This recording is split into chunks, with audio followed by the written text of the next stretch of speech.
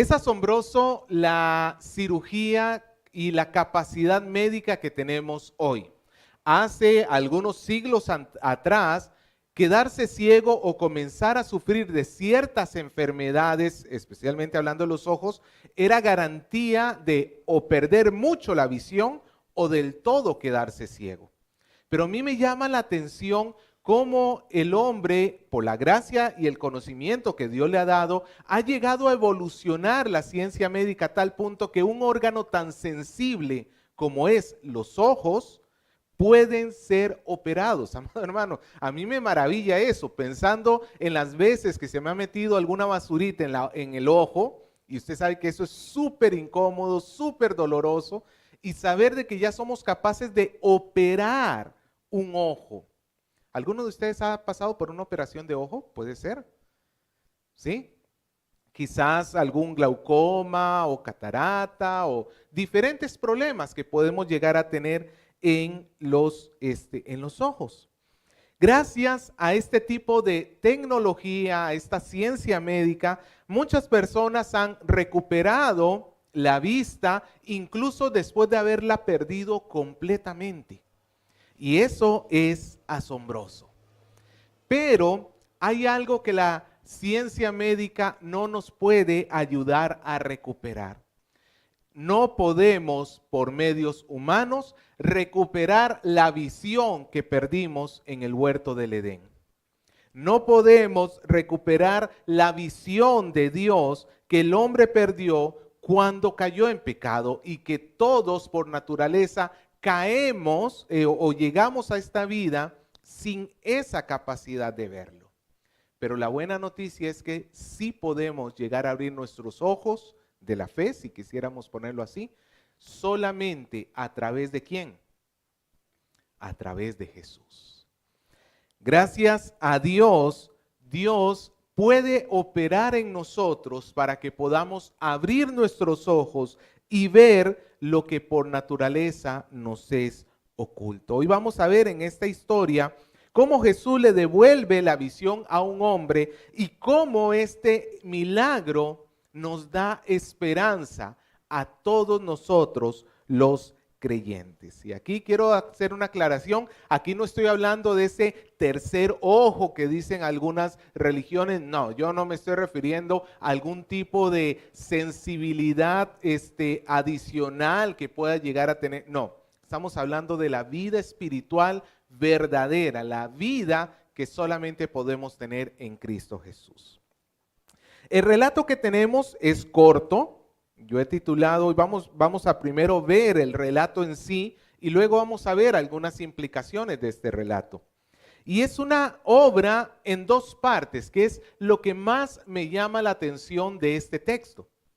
Que Jesús no lo sana inmediatamente, sino que primero sana, le dice, a ver, mira, ¿y qué le dice el hombre? Veo a la gente, pero lo veo como árboles.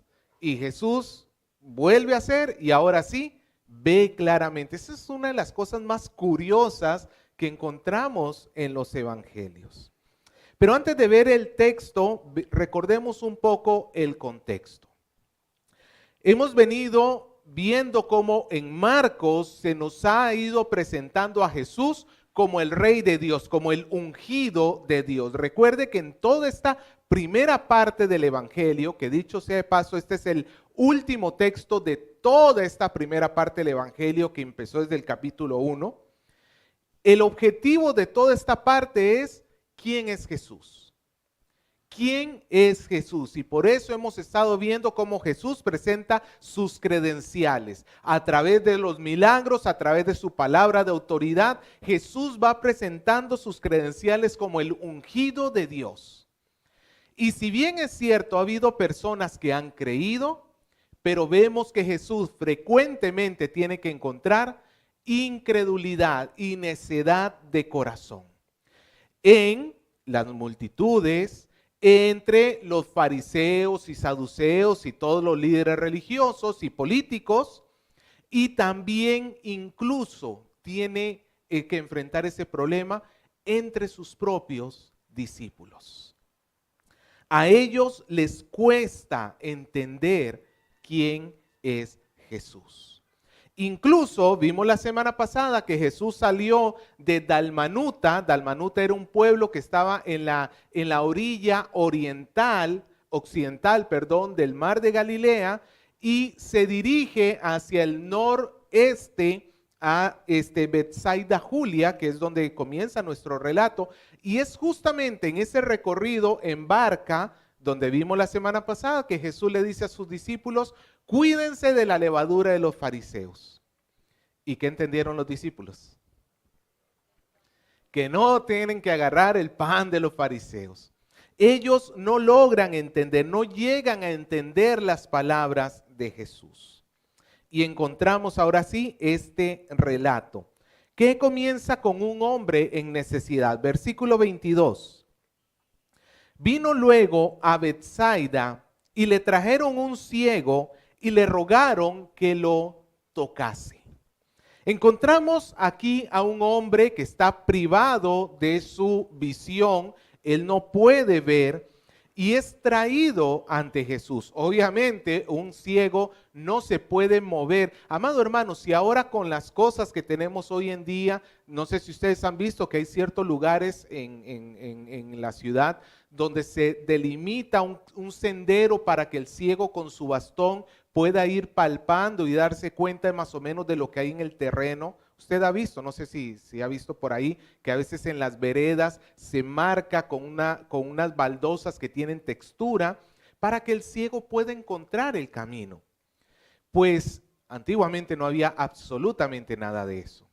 Entonces este hombre tiene que ser llevado hacia donde Jesús. ¿Por quiénes? No nos lo dice, pero podemos presumir que serían sus amigos o familiares, personas que estaban interesados en que Jesús los sanase. Estas personas ya habían escuchado sobre los milagros de Jesús y ahora vienen con este hombre ciego para que Jesús lo toque. Posiblemente este hombre ciego no nació ciego, y esto lo digo por una razón, porque cuando recupera parcialmente la vista, él dice: veo las personas como árboles. Significa que él sabía cómo se veía una persona y cómo se veía un árbol, lo cual un ciego de nacimiento pues no tiene. Una persona que nace ciega no tiene idea de cómo se ven las cosas. Por lo menos a tal punto de decir esto es un árbol y esto es una persona, no tiene tal capacidad. Esta persona quizás sufrió algún tipo de enfermedad o quizás sufrió algún tipo de accidente que le provocó que se perdiera su vista. Pero tiene a sus amigos o a sus familiares que lo llevan donde Jesús. Y estas personas vienen y le ruegan a Jesús que lo toque. Y aquí hay un pequeño paréntesis que quiero mencionar, que es la segunda vez que vemos que llevan a una persona delante de Jesús y le piden a Jesús que lo sane, pero le dicen a Jesús exactamente cómo quieren ellos que lo sane.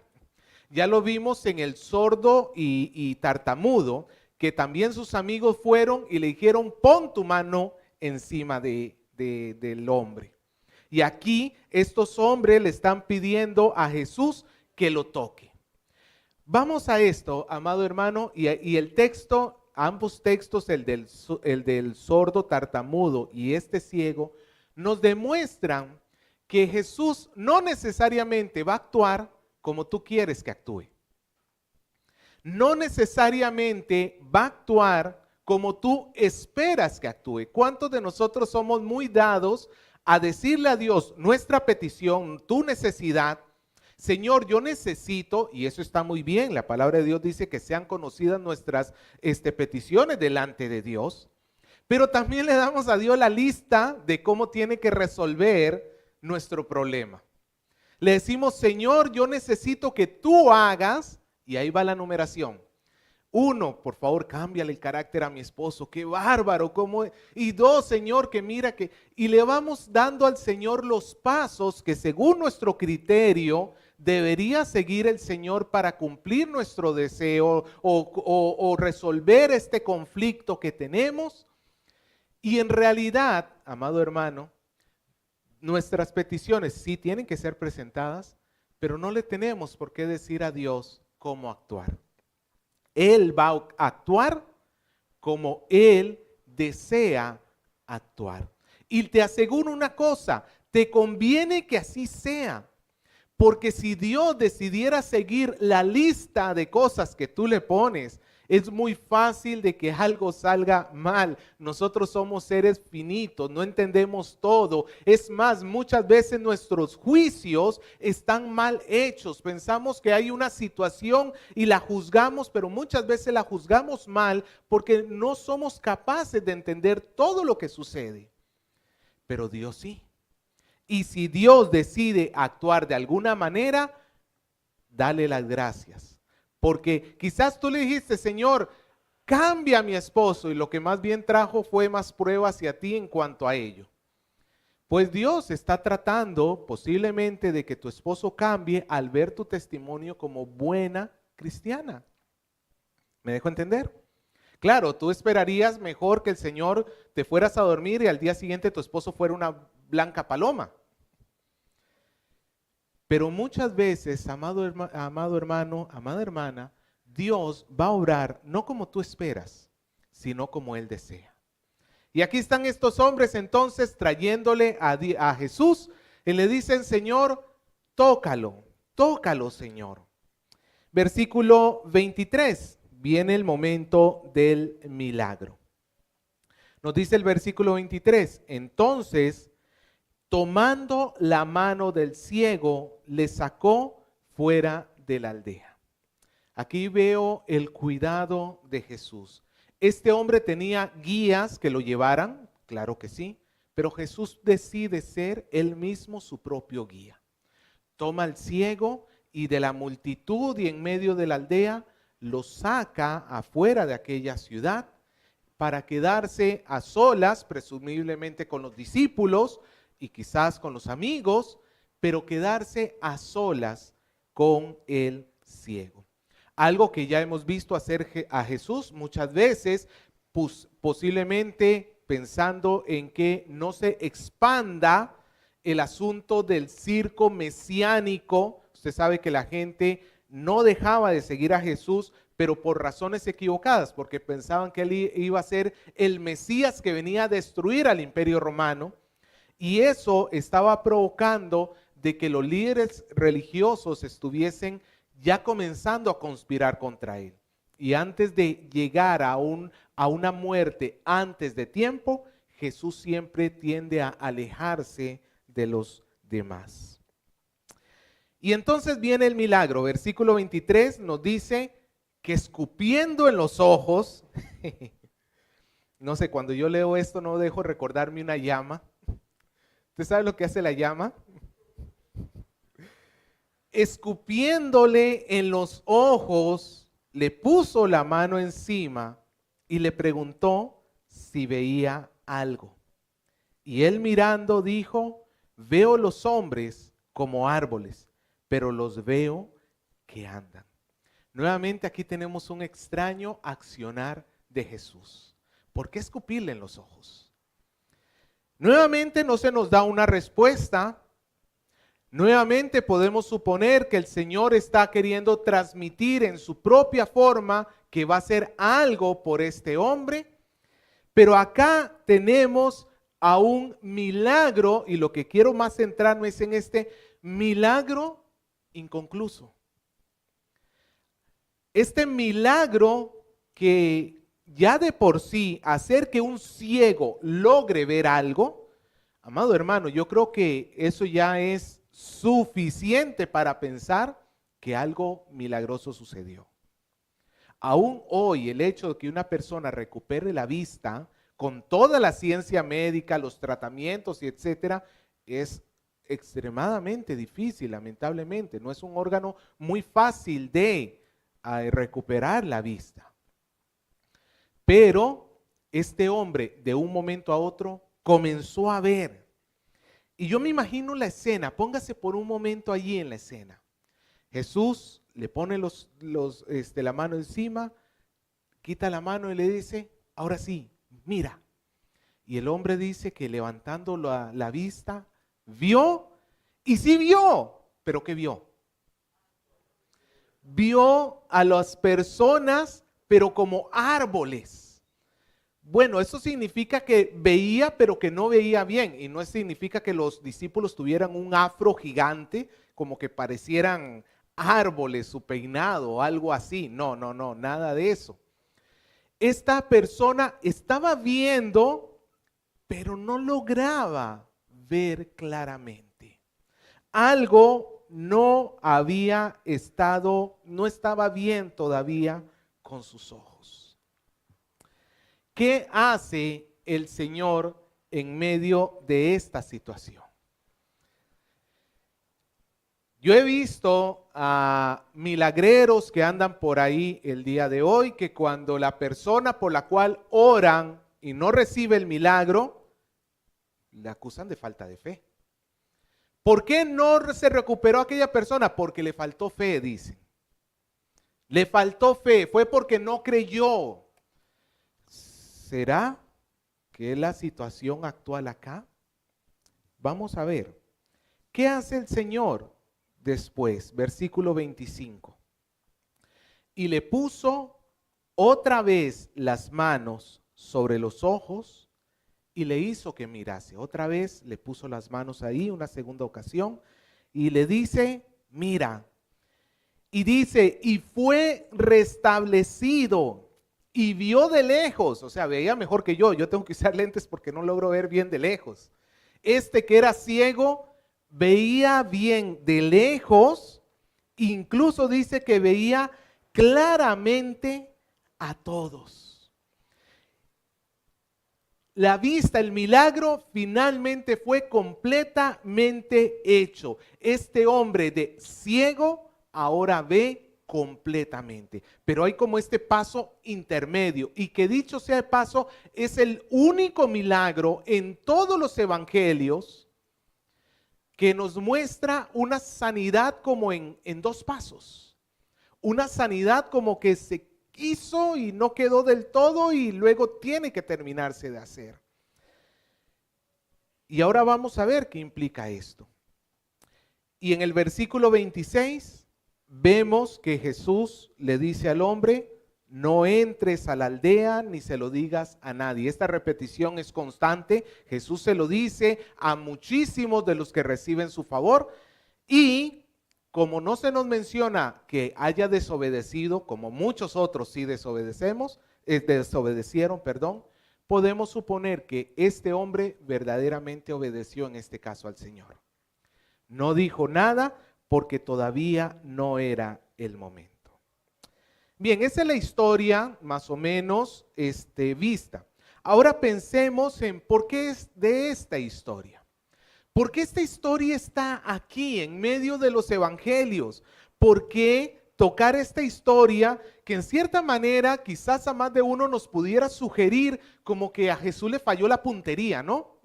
Como que Jesús no lo logró hacer de buenas a primeras y lo tuvo que rehacer. ¿Alguna vez le ha pasado eso a usted? Trata de hacer algo y hoy no me salió bien y tiene que hacer algunos ajustes. A mí me toca hacer eso en cada trabajo de, por ejemplo, gafitería que me toca hacer. Lo armo y luego sale agua por todo lado. ¿Qué toca hacer? Vuélvelo a hacer. ¿Será que a Jesús le falló la puntería? ¿Será que él no pudo verdaderamente sanar a esta persona? Porque es muy rara esta historia. Y como digo, no se vuelve a repetir en ningún otro escenario. Es más, Jesús ha hecho milagros mucho más asombrosos, aunque regresarle la vista a un ciego es asombroso, pero por lo menos en mi escala, resucitar a un muerto es todavía más asombroso. Liberar a un hombre de más de legiones de espíritus inmundos es incluso más asombroso dentro de mi escala. Y Jesús ha podido hacer estos milagros que son sumamente potentes y con una sola palabra lo hizo. Los mares alterados. ¿Y qué dijo Jesús? Calla. ¿Y qué hicieron los mares?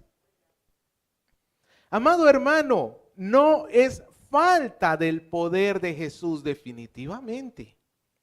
Tampoco le podemos echar la culpa al hombre ciego, porque no se nos dice nada como que nos haga sospechar de que este hombre falló en fe o algo así. Es más, ya ha quedado claro en el Evangelio de Marcos que no necesariamente el que recibe el milagro tenía fe. No necesariamente, como ya lo vimos hace algunas semanas atrás. ¿Por qué está este relato aquí? Bueno, primero, porque este relato forma parte de una de las credenciales más del Señor. A través de este relato aprendemos nuevamente o vemos a Jesús como el ungido que viene a darle vista a los ciegos. ¿Se acuerda de lo que nos dice en Isaías? Que Él vino a dar las buenas nuevas a los pobres y hacer que los ciegos pudieran ver. Era una de las evidencias de que el ungido estaba allí en medio de ellos. Y otra de las cosas que podemos entender por este relato es que Jesús no se da por vencido con este hombre. No es que hace algo y lo deja a medias y dice, bueno, gracias por venir y chao. No, Jesús sigue trabajando en este hombre hasta que reciba completamente lo que el favor de Dios ha establecido para esta persona. Jesús no deja sus trabajos a medias. No es que Él trabaja y luego dice, ya me aburrí. Como tú comprenderás, cuando dejas las cosas tiradas, yo también lo hago. Comienzo algo muy emocionado y me aburrió. Peor aún, cuando no es que dejamos algo, sino a alguien. Ya no. Con esta persona nunca más. ¿Te ha tocado alguna vez pensar eso? Con esta persona nunca más. Imagínense que así fuera Jesús con el ciego. ¿Ves? No, veo como árboles. Ya, lo siento mucho. Ya no puedo hacer nada más no quiero hacer nada más por ti. No, este pasaje nos enseña que la obra de Jesús se sostiene hasta el final. Y eso también es cierto. Pero hay un detalle adicional que quiero apuntar sobre este pasaje que nos va a ayudar a entender un poco el contexto en el cual se nos presenta. Marcos ha puesto este pasaje aquí estratégicamente. Este pasaje no solamente sirve para que nosotros entendamos cómo es el poder y la perseverancia de Jesús de hacer el favor hasta el final, sino que en cierta manera este pasaje va a servir para ilustrar una realidad que encontramos en el Evangelio de Marcos. Una realidad que es triste y que muchas veces refleja nuestra propia realidad. Y es la incapacidad de sus discípulos de poder entender bien a Jesús. Mire el mismo capítulo 8, versículos 17 y 18. Jesús, estando en la barca, cuando le dice a los discípulos acerca de la levadura de los fariseos y ellos responden con, perdone la expresión, con la burrada con que respondieron, Jesús les dice, versículo 17, ¿qué discutís? ¿Porque no tenéis pan? ¿No entendéis ni comprendéis? ¿Aún tenéis endurecido vuestro corazón? Teniendo ojos, ¿no veis? Y teniendo oídos, ¿no oís? ¿Y no recordáis? Hablando espiritualmente, ¿quiénes tienen serios problemas para ver a Jesús? Los discípulos. Los que han estado caminando con Él día y noche durante mucho tiempo. Y aquí Jesús en el pasaje anterior les está diciendo, ustedes tienen ojos, pero no ven. Pero no ven. Ahora, en el relato siguiente, se nos presenta la sanidad de este hombre que no veía, pero en dos etapas. Primero vio un poquito y luego vio completamente. Y ahora, si avanzamos un poquito más al relato siguiente, lo que va a ser la prédica de la próxima semana, entre los versículos 27 al 29, encontramos el texto donde Jesús le dice a sus discípulos, ¿quiénes dicen los hombres que soy yo? Bueno, Señor, algunos dicen que tú eres Elías o alguno de los profetas. Y entonces Jesús les dice, ¿y ustedes quién dicen que soy yo? ¿Y cuál fue la respuesta de Pedro a nombre de todo el grupo? Tú eres el Cristo. Versículo 29. Tú eres el Cristo. Aquí están los discípulos finalmente abriendo los ojos de lo que les había estado costando. Al fin tienen una reacción como la que se espera. Tú eres el Cristo. Pero inmediatamente después de esa historia, a partir del versículo 31, aquí en Marcos donde estamos, nos dice que Jesús comienza a hablarle a sus discípulos acerca de su muerte y que él iba a sufrir. Y entonces Pedro se le acerca y le dice, no, ni tal cosa te suceda, y lo regaña. Y a partir de acá, entre los capítulos 8, 9 y 10 de Marcos, Jesús le está hablando a sus discípulos sobre su muerte y resurrección y los discípulos no entienden nada. No llegan a entender cómo Jesús, siendo el Mesías, supuestamente que viene a derrotar a los enemigos de Israel, va a terminar muerto por los mismos enemigos de Israel, por los romanos. Ellos no entienden, no les llega a entrar a la cabeza cómo es que Jesús verdaderamente es el Mesías y al mismo tiempo va a sufrir y va a morir.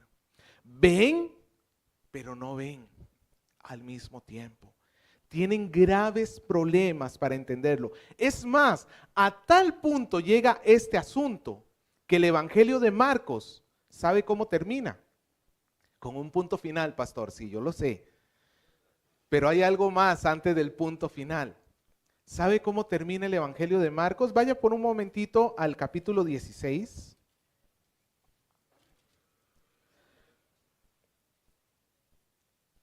Si usted ve el capítulo 16, ese capítulo tiene 20 versículos en Reina Valera, ¿cierto?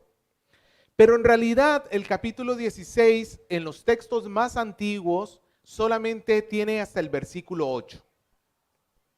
Los versículos del 9 en adelante fueron al parecer alguna añadidura que se le dio al relato como para darle un cierre. Ya más adelante voy a explicar eso cuando lleguemos al momento.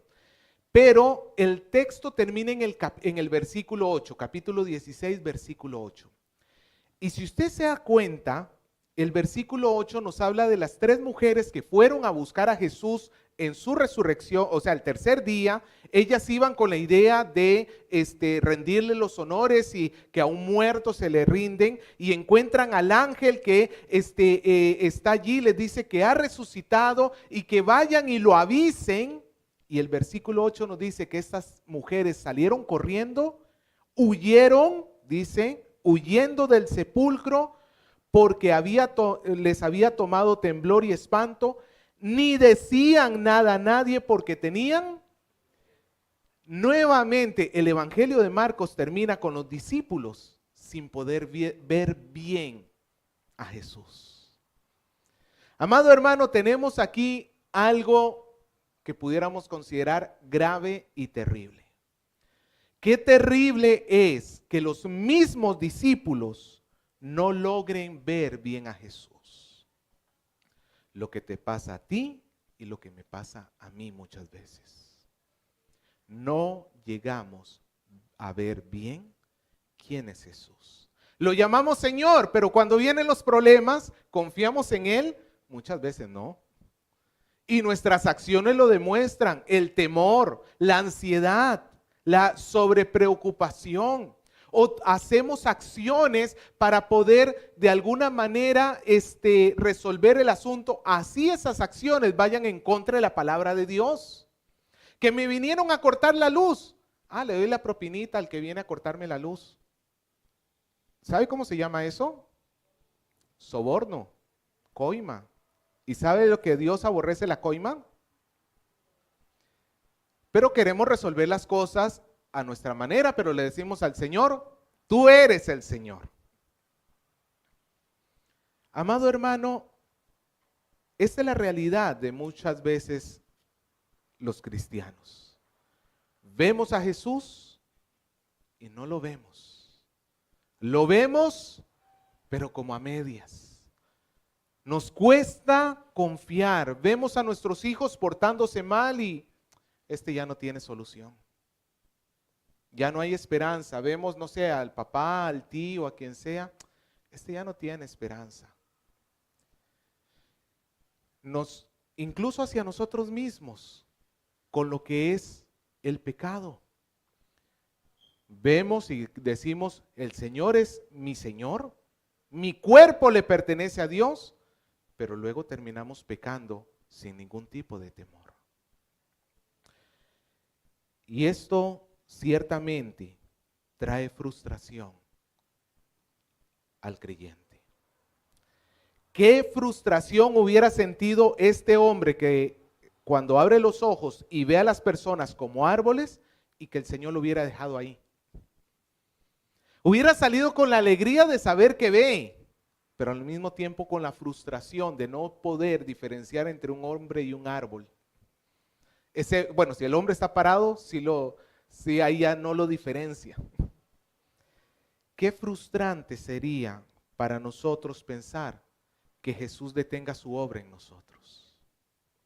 Qué frustrante sería para nosotros que Jesús hubiera abandonado a este hombre a su suerte. Bueno, ya lo hice, hasta ahí llegó. Ya no puedo hacer nada más por ti. Qué frustrante sería para la iglesia que tuviéramos un Dios que comienza una obra y luego la abandona. Qué frustrante para mí cuando veo todos mis errores, todos mis pecados, toda mi obstinación y me duele y sé que a Dios no le agrada y todavía encima de eso llegase a pensar y hasta aquí llegué. No hay nada más que se pueda hacer por mí. Qué frustrante. Pero hay una historia que termina de, en cierta manera, mostrarnos lo que sucede con los discípulos. Ellos mantuvieron sus ojos mal abiertos, incluso el día que Jesús fue arrestado. ¿Sabe lo que hicieron los discípulos cuando Jesús fue arrestado? ¿Sabe lo que hizo el mismo Pedro que le dijo, Señor, yo estaré contigo hasta el final? ¿Sabe lo que hicieron los discípulos? Patitas, ¿para qué te quiero? Pedro maldijo al Señor para mostrar que él no le seguía. Tenían los ojos todavía entreabiertos, no veían bien. Pero si ves el Evangelio de Lucas, acompáñame a Lucas 24, vas a encontrar una historia de dos hombres que iban camino a Emaús, desde el versículo 13 en adelante hasta el 35 es esa historia.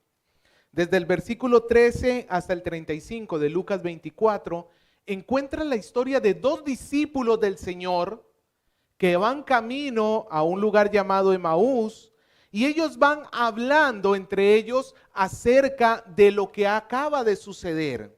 Esto es poco después de la muerte y resurrección del Señor. Y ellos van hablando de cuán frustrados se sienten de quien ellos pensaron que era el Mesías y muerto por los romanos. Ellos van sufriendo y en cierta manera decepcionados porque Jesús no era quien ellos esperaban que fuera. Nuevamente vemos a un discípulo con los ojos mal abiertos. En el versículo 17 incluso Lucas nos dice que sus ojos estaban velados para que no reconocieran a otro personaje que se les acercó. Jesús se les acerca a ellos y ellos no lo logran ver porque sus ojos Dios los veló. Estaban con Jesús, pero ellos ni idea que estaban con Jesús. Entonces Jesús pregunta por la identidad de aquel hombre que ellos vienen hablando y ellos le cuentan a Jesús todo lo que sucedió con ese hombre de Nazaret y todo lo que esperaban que él fuera el Mesías, que redimiera a Israel, versículo 21, y cómo todo fue un fracaso. Ahora mira el versículo 25 en adelante. Jesús les dice: oh insensatos y tardos de corazón para creer todo lo que los profetas han dicho. ¿No era necesario que el Cristo padeciera estas cosas y que entrara en su gloria? Y comenzando desde Moisés y siguiendo por los profetas, esto significa que usó todo el Antiguo Testamento, les declaraba en todas las escrituras lo que de él decían. Y mira el versículo 31, como dice: entonces les fueron abiertos los ojos y le reconocieron, mas él desapareció de su vista. Cuando los discípulos pudieron ver completamente a Jesús en su gloria, después de la resurrección. Después de la resurrección, ellos finalmente pudieron abrir sus ojos y ver a Jesús. Es más, los discípulos que encontramos en el libro de Hechos no son comparables con los discípulos en los evangelios. En los evangelios ellos no entienden y ellos huyen, están con los ojos mal abiertos. Pero en Hechos encontramos a los mismos discípulos actuando en el poder de Dios constantemente, siendo valientes, así la misma vida estuviese en peligro. Ellos se sostienen como testigos de Jesús. Ya no tienen el miedo que tenían durante los evangelios, porque sus ojos fueron abiertos. Amado hermano, este relato que tenemos de este hombre ciego aquí en medio del Evangelio de Marcos, justo antes de la declaración de Pedro: tú eres el Cristo, es una ilustración, es una verdad y es una historia verdadera, no digo que no, pero al mismo tiempo sirve para ilustrar lo que le pasa a los discípulos en los evangelios, pero al mismo tiempo para mostrar cómo el Señor no los va a dejar con los ojos mal abiertos. Él va a seguir trabajando en ellos hasta que finalmente lo vean. Por eso es que este relato nos da esperanza. Este relato nos muestra que Dios no abandona su obra. O en palabras de Pablo en Filipenses capítulo 1, versículo 9, estando persuadido de esto: el que comenzó en vosotros la buena obra, ¿qué más dice? La perfeccionará. El que comenzó en vosotros la buena obra, la perfeccionará. ¿Sabe lo que yo veo desde acá? Obras de Dios incompletas. Sí, incluido, obviamente. El mismo Pablo dice en Filipenses: yo no pretendo haberlo alcanzado ya. El mismo Pablo dice eso: yo todavía no llego a lo que tengo que llegar. Pablo es también una obra incompleta. Pero al mismo tiempo Pablo está persuadido de que Dios va a obrar en su vida, en los filipenses y en todos nosotros hasta que culmine, hasta que termine su obra. Amado hermano, tú eres una obra que el Señor está haciendo. Tu visión hoy la estás viendo de repente muy limitada. Es más, puede ser que estés teniendo graves problemas en cuanto a tu fe. Pero ¿qué nos enseña este relato acerca de Jesús? Que Él no abandona, que Él no deja, que Él va a seguir obrando hasta que tus ojos se abran. En Apocalipsis vemos la escena completa cuando nos dice que Ya no necesita la Nueva Jerusalén, ya no necesita el sol, porque el mismo Señor brilla sobre ellos. Como en Apocalipsis encontramos a la iglesia ante el trono del mismo Dios, adorándole, con los ojos completamente ahora sí abiertos. La Biblia nos enseña que Dios un día va a abrir nuestros ojos a tal punto que vamos a recuperar lo que perdimos en el huerto del Edén, cuando el hombre caminaba con Dios. La Biblia nos enseña que hay esperanza verdadera para el creyente. La Biblia también nos enseña que no hay nadie tan perdido en este mundo que Dios no pueda obrar para que pueda llegar a ver. Dentro del historial de creyentes, no todos, es más, la gran mayoría no eran personas que eran los mejores de su época. Encontramos no solamente en las historias de la Biblia, sino en la historia de la iglesia cristiana, como personas en graves delitos en cuanto a su moral o en cuanto a la ley, en cuanto a todo sentido, y el Señor les abrió los ojos. Usted sabe que hay instituciones cristianas que ayudan a recuperar a personas de la adicción. Y hay que darle gracias a Dios por estas organizaciones. Y cada vez que yo veo a un joven de estos, porque por ejemplo hay cierta organización que manda a los jóvenes para que puedan vender cosas, para poder generar fondos para sí. Y cuando yo veo uno de estos jóvenes, porque usted sabe que el que consumió droga, su cuerpo comienza a actuar de cierta manera. Uno ya le reconoce el caminar y el hablar y la forma como se expresa. Y eso no se les quita fácilmente. Pero ahora ver una persona saber que antiguamente había estado sepultado en drogas y verlo ahora hablando y compartiendo la palabra de Dios, eso te llena de felicidad y te llena de gozo.